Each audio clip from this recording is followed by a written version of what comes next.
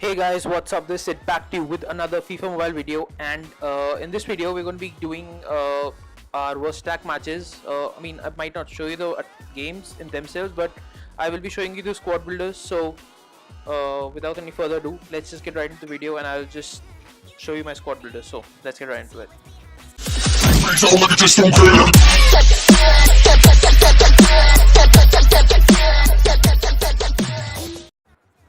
Okay, so let's start with Sane squad builder. Now, I wouldn't recommend most of you to go for Sane because he's not that useful and he's 88 rated. And everybody has a Costa who is much better and has the same skill boost. So I wouldn't recommend you to go for him unless you're a City fan or something, or you have lots of coins and training XP and all. So that's up to you, but I wouldn't recommend you guys to do it.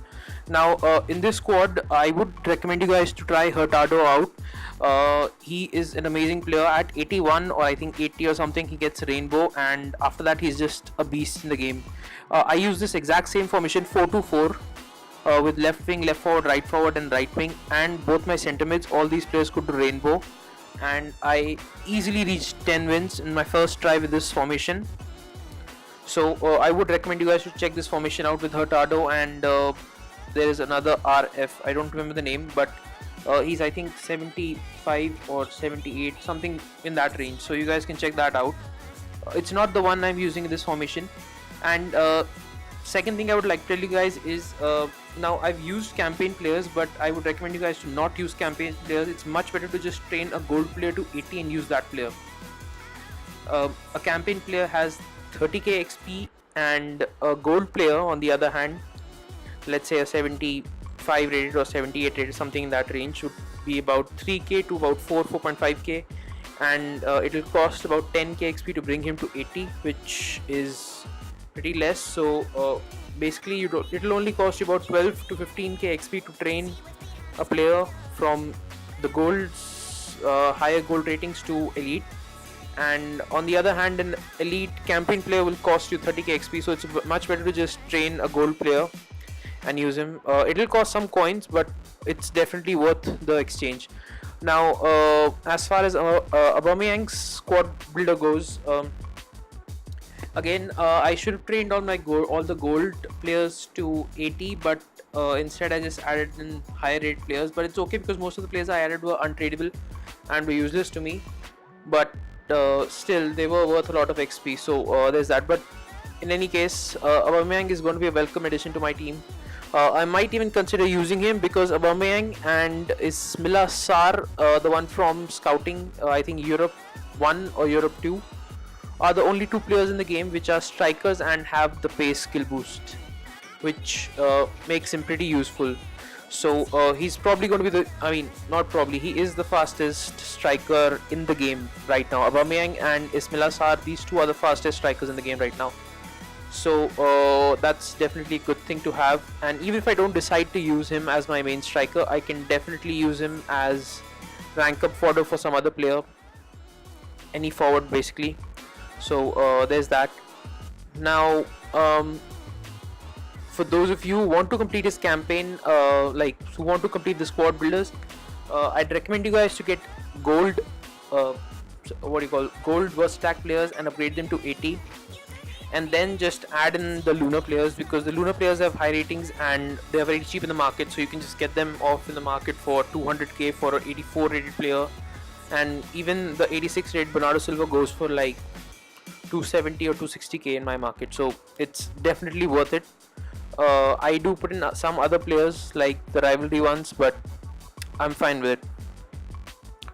So okay, so I think I'm gonna have to upgrade my right back. I should have upgraded all of the gold players, but anyways. Now for squad builders, I would like to advise you guys to follow a few simple rules, like start with the minimum requirements first, complete them, and then add in players. Don't worry about the overall can be seen at the end. First, try to complete all the minimum requirements. Once those are done, try to go for the maximum ones and make sure you don't exceed the limits. Just follow a set of rules that you guys can make yourselves, or just see the minimum requirements and then see the maximum requirements and manage your way through it, because it is much easier to do it that way.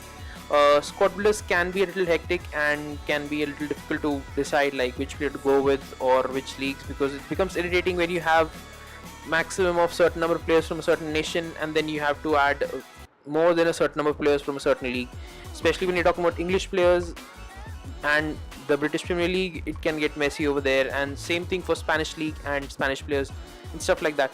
So just try and complete all the minimum requirements first and then complete the ones for the maximum requirements, and as soon as you get them, switch to the other cases. Now the good thing is we have filters for the SBCs, so that makes it very easy to choose players. You can just add in filters and see which players meet the requirements. Like it becomes pretty easy after you've fulfilled some of the requirements. So like for in this case, I started with the versatile players, then I added in the players that are needed to complete the positions, and then I just increased the overall of each player until I reached the sweet spot where it reaches 83 minimum. So you guys can do the same thing. Now I replaced Jose Reina with this goalkeeper because Reina at that time was going for about 800-900k and this guy is going for about 200k, so I thought why not just switch them and sell Jose Reina. That was definitely just for saving some coins. So there's that.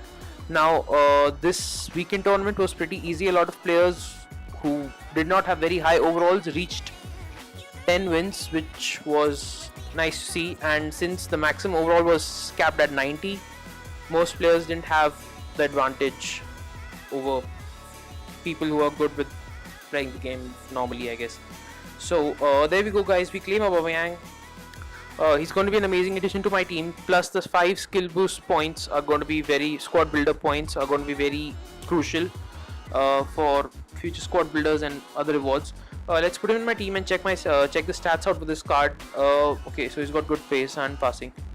Anyways, guys, that's it for the video. Smash the like button if you enjoyed the video, or subscribe to my channel if you're new, and if you have any questions you can ask them down in the comments, and I'll see you guys later. Peace.